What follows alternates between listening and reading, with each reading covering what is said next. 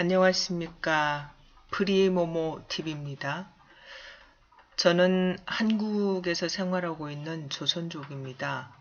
가끔 조선족에 대해서 관심을 가지지만 조선족에 대해서 또 잘 모르는 분들도 많더라고요. 그래서 조선족에 대해서 이야기를 좀 해보고 싶었습니다. 또 다른 한편으로 중국을 떠나서 해외에서 생활하는 조선족들이 유튜브나 구글을 사용할 수 있기 때문에 자유로운 의사소통이 가능하죠. 그런 점을 좀 활용을 해서 조선족 분들과도 소통을 해보고 싶은 그런 생각에 유튜브 방송을 시작하게 됐습니다. 오늘은 먼저 우리는 왜 조선족인가? 이런 첫 번째 질문을 가지고 이야기를 시작해 보겠습니다. 중국에는 현재 190만 명 정도의 조선족이 살고 있죠. 한국에서는 제중동포 또는 중국동포, 조선족 이런 다양한 호칭들이 있는데요.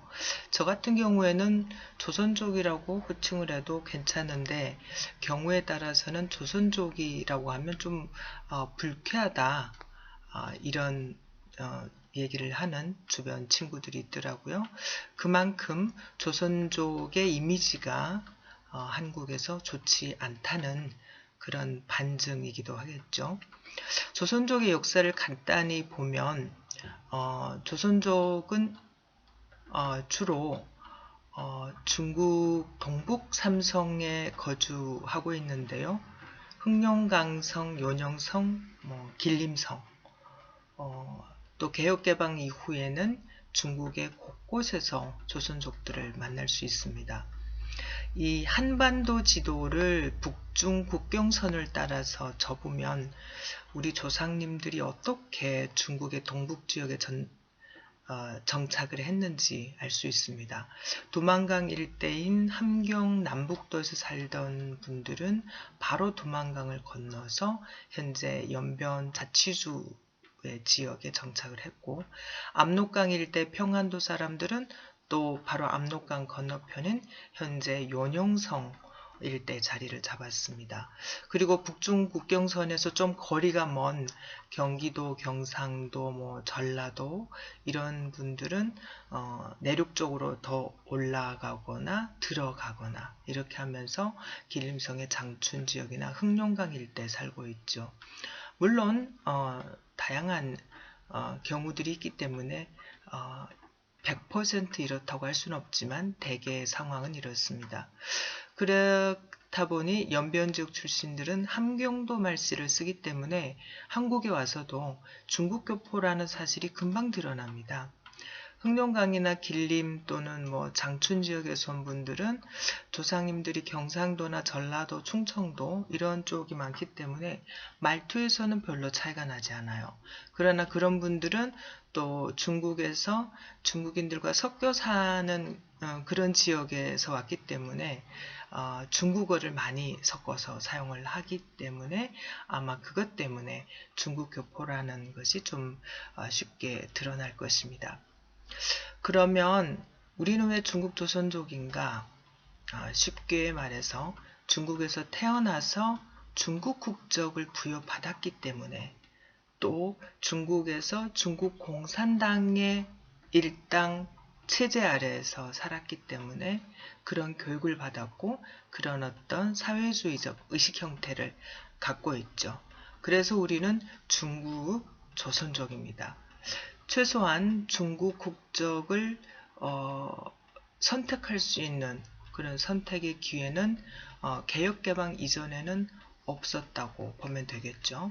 1949년 중국이 공산당에 의해서 전 국토가 해방된 이후에는 중국에서 태어난 세대에게는 국적의 선택의 여지가 거의 없었습니다. 간혹 중국에는 북한 국적을 가지고 있는 조교라는 신분의 사람들이 있는데 이분들은 아마 지금까지도 북한 정부의 관리를 받고 있는 걸로 알고 있습니다. 한마디로 우리가 중국 국적을 가지고 있기 때문에 중국 조선족입니다. 그러면 이런 질문이 있습니다. 광복이 된 이후에 왜 귀국하지 않았는가? 당신들은 변절자가 아닌가? 조국을 배신한 거 아닌가? 45년 광복이 된 이후에 120만에서 많게는 160만까지 잡는 그런 통계 수치도 있던데, 그 정도의 인구가 이제 만주 지역에 거주하고 있었다고 합니다. 그런데 그 중에 한반도로 다시 돌아온 귀환한 인구가 80만 정도가 된다고 하죠. 만주로 이주한 역사가 길고 또 가족 전체가 이주한 경우에는 이미 반세기 가까이 삶의 터전을 만주에서 잡고 있었다고 봐야 됩니다. 저희 조상님들 같은 경우에는 1903년 정도에 증조 할머니가 어린 아들 둘을 데리고 이웃 사촌 친지들과 함께 만주로 이제 가셨다고 하니까 45년 경이면 이미 40년 정도가 지난 시점이죠. 그런 경우에는 이미 고향에 삶의 기반이 있을 리가 만무하죠.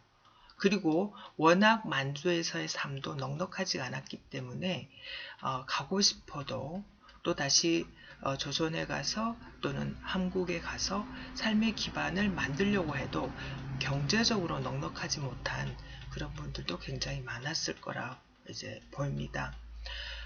여비가 없어서 고향으로 돌아가지 못한 사람들, 또는 가서 마땅히 기댈 수 있는 그런 인맥이 없는 경우에는 당연히 만주 땅에 그대로 남아있을 수밖에 없었겠죠. 그리고 또 한 가지 경우에는 중국에서 독립운동을 하거나 또는 공산주의 운동을 하던 사람들 같은 경우에는 북한으로 귀환을 했거나 아니면 연변에 남아서 정치 세력으로 자치주를 만드는 데 기여하고 우리 중국 동포들이 정착하는 데 기여하는 그런 경우들도 많이 있었습니다. 그 다음 질문으로 한번 넘어가 보겠습니다. 조선족은 짱깨인가? 네, 이런 표현이 한국에서 심심찮게 등장을 하죠. 그래서 제가 사전을 좀 찾아봤습니다.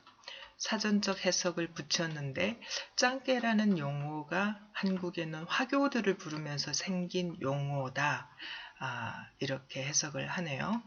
그런데 요즘은 중국인 전체를 아우르는 그런 용어가 된 것 같고, 또 요즘에는 중국인을 비하하는 그런 뉘앙스가 있어서 좀 아쉽기는 합니다. 어쨌든 조선족을 중국인이라고 싸잡아서 짱깨라고 비판할 때, 그러면 조선족은 짱깨인가 하는 질문을 제가 스스로에게 해봤습니다.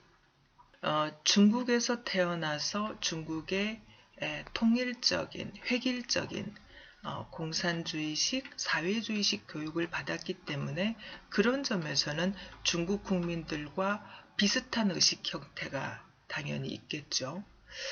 그러다 보니 중국에 대해서 비난하거나 중국 공산당에 대해서 비판을 하면 굉장히 불쾌하게 생각하고 화를 내거나 언성을 높이는 이런 반응들을 보입니다. 이런 점에서는 중국 교육을 받은 사람들이 거의 비슷하죠. 그러나 또 조선족들은 가까이에 이웃한 고국이 있고 또 민족 자치주를 가지고 있고 한족 인구가 많은 지역에서 소수의 인구로 살고 있기는 하지만 민족 정서를 가지고 있으면서 그것을 유지하려고 굉장히 많이 노력하는 그런 조선민족들이 또 많습니다. 그렇기 때문에 조선족을 완전히 중국의 본토 민족인 한족들과 동일시하는 것도 정확한 이해는 아닌 것 같습니다. 그렇기 때문에 조선족을 한마디로 딱 잘라서 짱깨다 라고 하는 것은 조선족들이 수긍하기 어려운 표현이다 라는 점을 한국 분들이 좀 아셔야 될 것 같습니다. 또 요즘 한국 사회에서 이런 화제가 나오고 있죠. 조선족에게 투표권을 주고 정치에 참여하게 하는 것이 위험하다. 한국의 일각에서 조선족들에게 투표권을 주면 안 되고 정치인들이 생겨나도 안 된다라고 주장하는 분들이 있습니다. 이분들의 우려는 조선족에게 투표권을 주면 중국에 유리한 선택을 할 것이고 한국의 국익에 맞는 정치적인 선택을 하지 않을 것이라는 그런 생각이 깔려 있는 것 같습니다. 지금까지의 상황만 보면 저는 그런 우려에 어느 정도 일리는 있다고 보는 편입니다. 조선족들은 같은 민족이라고 편안한 마음으로 한국에 오지만 공부하러 오는 유학생이나 학자들의 경우를 제외하고는 특별히 한국 사회에 대해서 체계적으로 공부할 기회를 가지지 못합니다. 그러다 보니 자연히 같은 민족이라고 우대를 해주는 정치 세력에 호감을 표시하고 지지를 보내게 되죠. 그러다 보니 무엇이 한국의 국익에 도움이 되는지 판단할 때는 아무래도 자기 개인에게 도움이 되는 방향으로 또는 중국과 한국이 친하게 지냈으면 좋겠다. 우방국이 됐으면 좋겠다. 그런 생각을 할 가능성이 굉장히 높습니다. 그러나 조선족들이 또 간과하는 것이 있는데 그것은 바로 대한민국은 한미동맹에 기반해서 자유주의 국가들과 친선관계를 만들면서 나라를 건설하고 발전시켜 왔다는 역사적인 사실입니다. 한국이 중국과 친하면 당연히 좋겠지만 중국을 전체주의 독재국가로 보고 있는 또 많은 한국 국민들이 느꼈을 때 친중은 경제적인 측면에서 필요한 것일지 모르지만 한미관계를 파괴하고 한중관계에만 올인한다는 것은 다소 불안하고 위험한 것이라고 생각한다는 점을 우리는 생각해 볼 필요가 있죠. 또 한편으로 조선족들은 중국에서 유권자로서의 경험이 전무합니다. 한 유권자의 선택이 사회적으로 어떤 의미가 있는지 그 행위는 어떤 책임이 따르는지에 대한 훈련이 되어 있지 않기 때문에 포퓰리즘에 휘말릴 가능성도 높지 않을까 하는 생각을 해봅니다. 그렇기 때문에 조선족에게 어떤 유리한 정책을 하겠습니다 라고 하는 그런 정치인들에게만 표를 몰아줄 가능성이 높다는 거죠. 그러나 방법이 없는 것은 아닙니다. 선거권을 주는 대신에 대한민국에 대한 역사나 정치 그리고 사회 전반을 이해할 수 있는 그런 어떤 교육의 기회를 주고 그런 교육 과정을 이수하도록 법적으로 규정하고 그리고 나서 선거권을 주는 이런 방법도 하나의 대안일 수가 있지 않을까 생각을 해봅니다. 무조건 조선족에게 정치권을 정치 참여권을 제한하자. 이것도 좋은 것은 아닙니다. 마지막으로 조선족이 조선족에게 꼭 하고 싶은 말이 있습니다. 조선족은 중국 땅에 정착하기 위해서 피와 땀을 흘렸고 중국의 당당한 일원이 되려고 노력해왔습니다. 그리고 그 과정에서 정말 많은 중국 사회가 겪었던 시행착오도 같이 겪으면서 지금까지 왔죠. 그리고 1992년 중한수교 이후에는 한국에 정착하는 조선족들이 많아졌는데요. 이들은 이제 중국과 한국 사회에서 다시 정체성 혼란을 겪고 있습니다. 그래도 어떡하겠습니까? 우리의 선택이죠. 한국에 찾아왔으니 더 잘 살아보려고 찾아왔기 때문에 앞으로도 한국 사회에서 법과 질서를 잘 지키고 또 한국 사회의 분위기를 존중하고 적응하려고 하는 노력을 더 해야 될 것 같습니다.